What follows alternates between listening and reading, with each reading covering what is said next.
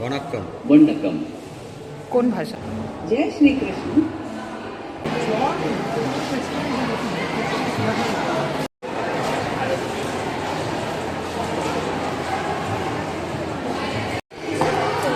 एक सेकेंड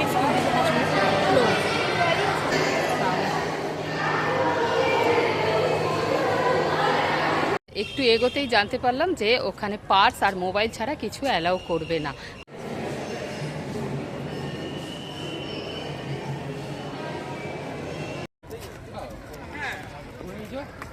কেমন আছে সবাই? আজকে আমি শর্মিষ্ঠা চলে এসেছি শব্দের জাদুঘরে। হ্যাঁ, আগে আমরা জাদুঘর বা ইন্ডিয়ান মিউজিয়াম বলতে কলকাতাবাসীরা যেটা বুঝতাম, আর সেখানে নানা রকম মানুষ, পশু, সবার স্কেলেটন রাখা রয়েছে এই ধরনের। যাই হোক, এটা হলো নতুন সংযোজন কলকাতায় একটা, যেটা শব্দের জাদুঘর।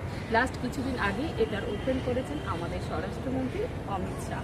তো আজকে সেই মিউজিয়ামটাই তোমাদের সাথে ঘুরে দেখাবো, কীভাবে এখানে আসবে, মিউজিয়ামে গেলে কি কি দেখতে পাবে, সব কিছুই তোমাদের সাথে শেয়ার করবো অন্যান্য ভিডিওর মতো। আর হ্যাঁ, তার আগে বলে রাখি, তোমরা কিন্তু দেখছো অনেকে আমার ভিডিও, কিন্তু সাবস্ক্রাইবও করছো না, কমেন্টও করছো না। কেমন লাগছে তোমাদের? না বললে বুঝবো কী করে? ভালো খারাপ দু রকমই দিক আছে না? তো তাহলে চলো, আমি প্রায় এন্ট্রি করে গেছি। আর হ্যাঁ, কোথায় এন্ট্রি করেছি সেটা বলে দিই। এখানে আসতে হলে কীভাবে আসবে, কবে কবে খোলা, কত কী টিকিট প্রাইস, সব কিছুই শেয়ার করবো এই ভিডিওতে। তাহলে চলো আগে দেখিয়ে দিই এখানে আসতে হলে কীভাবে আসবে। ঢুকে গেছি আমরা ন্যাশনাল লাইব্রেরির ভেতরে। হ্যাঁ, এখানেই আছে ওয়ার্ল্ড মিউজিয়াম, আমাদের কলকাতার ঐতিহ্য ন্যাশনাল লাইব্রেরি। তো এটা ন্যাশনাল লাইব্রেরির অনেকগুলো গেট আছে, তোমরা 2 নম্বর গেট দিয়ে ঢুকবে, তাহলে কিন্তু ওয়ার্ল্ড মিউজিয়ামটা কাছে পড়বে। আর চারিদিকের ক্যাম্পাসটা কি সুন্দর দেখো, অনেকটা জায়গা ঘিরে। আমি কিন্তু ফার্স্ট টাইম ন্যাশনাল লাইব্রেরিতে ঢুকছি। এর অনেক গল্প আছে, ন্যাশনাল লাইব্রেরিতে নাকি ভূত দেখা যায়, আমি আবার ভূতে প্রচণ্ড ভয় পাই। যাই হোক, দিনের বেলা এসছি, একা আসিনি, এই যে কর্তামশাইকে সাথে নিয়ে এসছি, ভয় পাবো না। আর এখানে আছে প্রচুর লোকজন, দেখতে পাচ্ছি ভিড়, আমার মতো অনেকেই ওয়ার্ল্ড মিউজিয়াম দেখতে এসেছে। যাই হোক, আমরা এইখান দিয়ে এলাম, 2 নম্বর গেটে ঢুকলে এই পাশ দিয়ে আসবে। আর এইখানে দেখো ম্যাপে লেখা আছে কোথায় কি প্রয়োগশালা বিভাগ, ওদিকে ল্যাবরেটরি আমাদের দরকার নেই। শব্দের জাদুঘরের অ্যারো করা আছে, শব্দের জাদুঘরে অ্যারো এদিকে আছে, আমরা এদিকেই যাই। চলো, ওদিকে আছে অতিথিশালা। একটু এগোতেই জানতে পারলাম যে ওখানে পার্স আর মোবাইল ছাড়া কিছু অ্যালাউ করবে না। মানে তোমার কাছে যদি অন্য কিছু থাকে, ছাতা, জলের বোতল বা বই, খাতা, ব্যাগ, মানে বড় ব্যাগ হলেও সেটা কিন্তু রেখে যেতে হবে লাগেজ রুমে। তার জন্য এখানে একটা লাগেজ রুম করা রয়েছে, লাগেজ রুম। শোনো, এখানে জানলাম যে ব্যাগ অ্যালাউ না, কিন্তু আমার এইটুকুনি একটা ব্যাগ ছিল বলে আমাকে অ্যালাউ করলো। আমায় বললো জলের বোতলটা নিয়ে যেতে পারেন। তো আমি বললাম জলের বোতল হাতে করে নিয়ে যাবো, আমার এইটুকু ব্যাগে শুধু জলের বোতল আর পার্সই আছে। তো বললো ঠিক আছে ঠিক আছে নিয়ে যান। তো এইটুকু ব্যাগ অ্যালাউ করলো, বড় ব্যাগ অ্যালাউ করছে না। এই একটা বিশাল বড় আমাদের ন্যাশনাল ফ্ল্যাগ রয়েছে, কি ভালো লাগছে। চারিদিকটা দেখো কি গ্রিনারি, আর এখন বর্ষাকাল না, উফ। এখানে আসতে হলে যতীন দাস পার্ক মেট্রো স্টেশনে নেমে অটো করে ইজিলি চলে আসতে পারবে।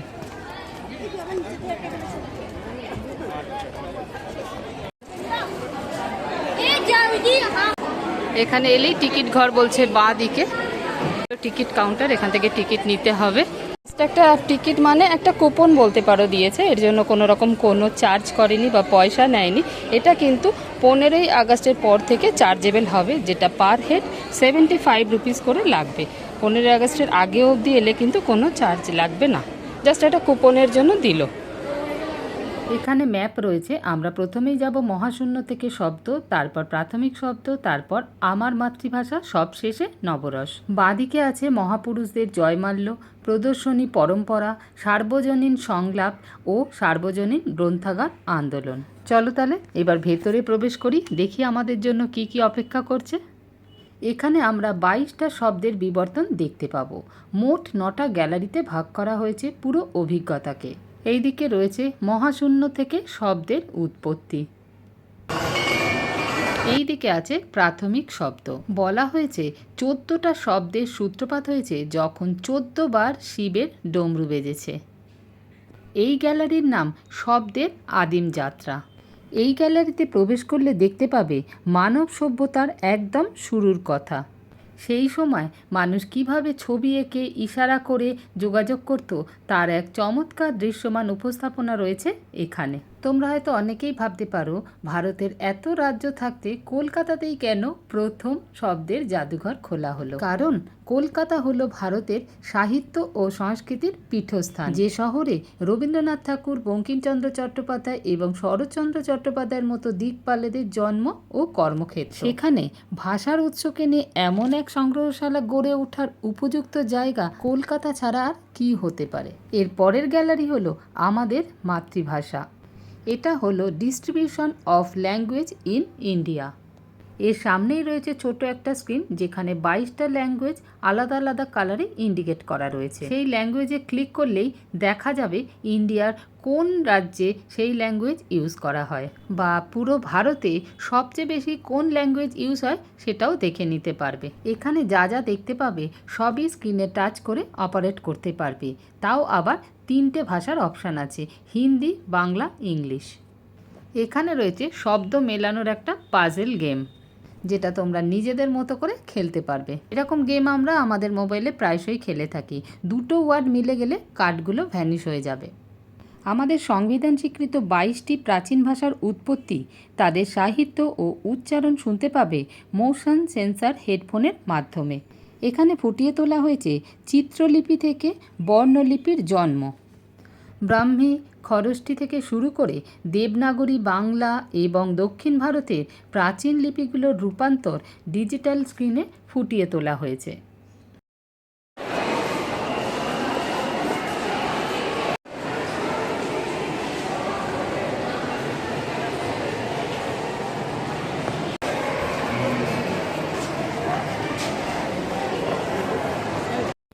বহু যুগ আগে যে বিভিন্ন প্রাণীরা ছিল তাদের মস্তিষ্ক এইগুলো পাওয়া যায় শিবালিক পাহাড়ে 14 মিলিয়ন বছর আগে, আর আফ্রিকাতে পাওয়া যায় 2.4 মিলিয়ন থেকে 1.4 মিলিয়ন বছর আগে। এটা হলো রক আর্ট বা প্রস্তর শিল্প। প্রস্তর শিল্প শব্দটি আদি মানবদের দ্বারা নির্মিত পাথরের পৃষ্ঠ এবং গুহাগুলিতে আঁকা চিত্র এবং খোদাই করা নকশাগুলোর জন্য ব্যবহৃত হয়। সাংস্কৃতিক চিহ্ন থেকে লিপি, সিন্ধু সরস্বতী সভ্যতার লিপি হলো এইগুলো।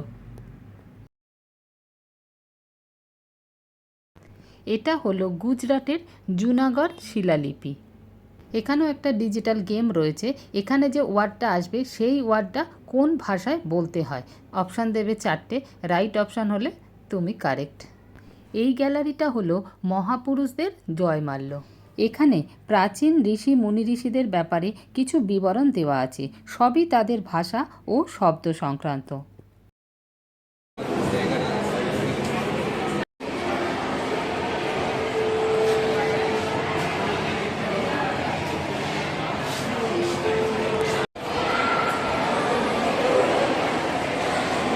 এই গ্যালারিটা হলো নবরস, সাহিত্য ও শিল্পে অভিব্যক্তি। প্রজেক্টর দিয়ে এত সুন্দর বানিয়েছে যেন মনে হবে স্টেজে কেউ পারফর্ম করছে। এখানে বসার সিটিং অ্যারেঞ্জমেন্টও রয়েছে, বসে কিছুক্ষণ দেখতে পারো। এখানে রাখা রয়েছে বহু প্রাচীন একটি মুদ্রণ যন্ত্র। এই গ্যালারিটা হলো সার্বজনীন সংলাপ। এখানে ঢুকেই দেখতে পাবে বিশাল বড় একটা গোলক, আর এই গোলকের মধ্যে দেখতে পাবে ভারতীয় কালচার কোথায় কোথায় ইম্প্যাক্ট ফেলেছে। সবটাই কিন্তু নিজেদের কন্ট্রোল করতে হবে। এখানে দেখতে পাবে পুরো ন্যাশনাল লাইব্রেরির একটা মডেল। এটা হলো রামপুর রাজা লাইব্রেরির একটা মডেল। এই প্রদর্শন পরম্পরা গ্যালারিতে রয়েছে সচিত্র গল্পকথন, মানে কাপড়ের ওপর ছবি এঁকে যে পটচিত্রের কথা আমরা জানি সেগুলোকেই কোন রাজ্যে কী নামে ডাকা হয় আর কি কি মুখোশ ব্যবহার করা হয় তারই প্রদর্শন করা আছে। কোনো বাক্যালাপ শুরুর আগে আমরা যেমন নমস্কার বলে থাকি, সেরকমই এখানে দেখানো রয়েছে কোন রাজ্যের মানুষেরা কি বলে বাক্যালাপ শুরু করে। जय श्री कृष्ण। কোন ভাষা? কোন ভাষায়?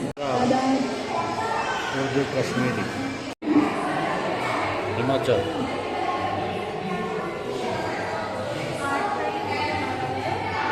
সোনাগাড়ি, রাজস্থান।